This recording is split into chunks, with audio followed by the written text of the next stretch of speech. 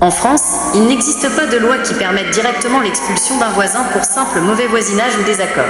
L'expulsion est une procédure très encadrée et généralement réservée au cas de non-paiement de loyer par un locataire ou d'occupation sans droit ni titre, squat. Cependant, les troubles anormaux du voisinage sont encadrés par la loi, notamment par le Code civil, articles 1253, 544, 1240, 1241 et la jurisprudence.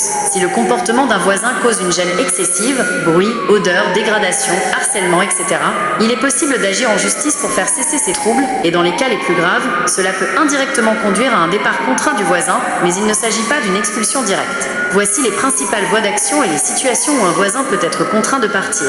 1. Troubles anormaux du voisinage. Définition.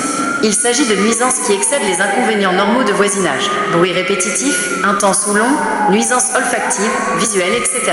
Démarche amiable. Il est toujours recommandé de commencer par des démarches amiables, discussion directe, courrier simple, puis recommandé avec accusé de réception. Médiation/conciliation. Avant toute action en justice, une tentative de conciliation ou de médiation est obligatoire pour les litiges de voisinage. Action en justice. Si les démarches amiables échouent, il est possible de saisir le tribunal.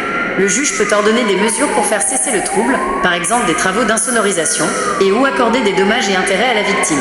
Conséquences pour le voisin. Dans le cas d'un locataire, si les troubles sont suffisamment graves et répétés et que le propriétaire n'agit pas, le bailleur peut être contraint de résilier le bail. Pour un propriétaire, il ne peut pas être expulsé de son logement, mais il peut être contraint par décision de justice à faire cesser les nuisances sous astreinte. Pénalité financière par jour de retard. 2. Harcèlement de voisinage. Le harcèlement est un délit pénal, article 222-33-2-2 du Code pénal. Si les agissements du voisin s'apparentent à du harcèlement, propos ou comportements répétés ayant pour objet ou pour effet une dégradation des conditions de vie, altération de la santé physique ou mentale, une plainte peut être déposée. Les sanctions peuvent aller jusqu'à de la prison et des amendes. Dans des cas extrêmes, le juge peut prononcer des mesures d'éloignement. 3. Violence conjugale/intrafamiliale. Dans le cas de violence au sein du couple ou de la famille, le juge aux affaires familiales peut ordonner l'expulsion du conjoint, partenaire de PACS ou concubin violent du domicile, même s'il en est propriétaire ou locataire. Article 515 à 9 du Code civil. En résumé, on ne peut pas expulser un voisin directement.